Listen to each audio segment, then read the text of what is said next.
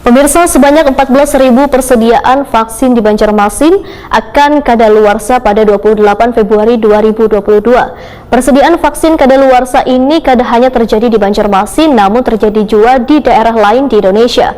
Sehingga bila ketersediaan vaksin kadaluarsa sudah sampai nantinya, maka harus segera dimusnahkan, lantaran kada boleh disuntikan kepada warga.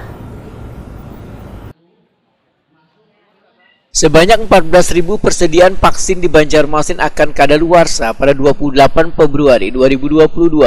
Belasan ribu vaksin tersebut tersebar di beberapa instansi yang bekerja sama dengan pemerintah Kota Banjarmasin dalam pelaksanaan vaksinasi.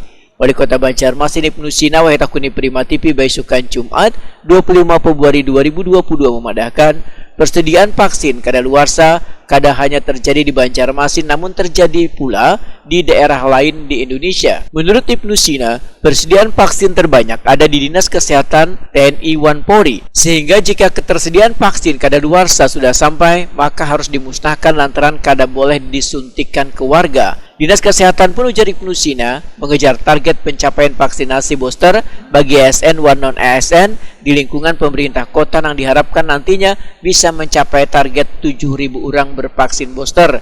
Selain itu, pemberian vaksin pertama dan kedua masih dilakukan di pusat pelayanan kesehatan Nangkai Puskesmas maupun gerai-gerai tempat penyediaan vaksin. Ibnu Sina mengimbau camat, lurah, babinsa, wan babin kamtipmas di wilayahnya masing-masing untuk terus melakukan sosialisasi terkait vaksinasi kepada warganya.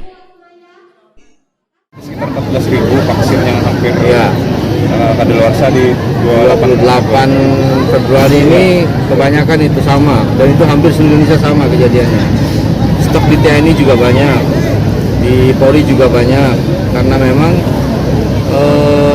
ya saya tidak tahu ya datangnya agak terlambat atau bagaimana. Tetapi itu memang harus tidak mau harus kita vaksin. Tapi kalau sudah target ya tidak bisa lagi, ya mau tidak mau yang expired itu ya harus dimusnahkan berarti. Kita sama-sama lah, karena ini kan untuk yang ASN juga target di 7.000 ASN juga sedang kita lakukan supaya bisa maksimum untuk divaksin, baik yang vaksin kedua ataupun juga vaksin 3 yang booster.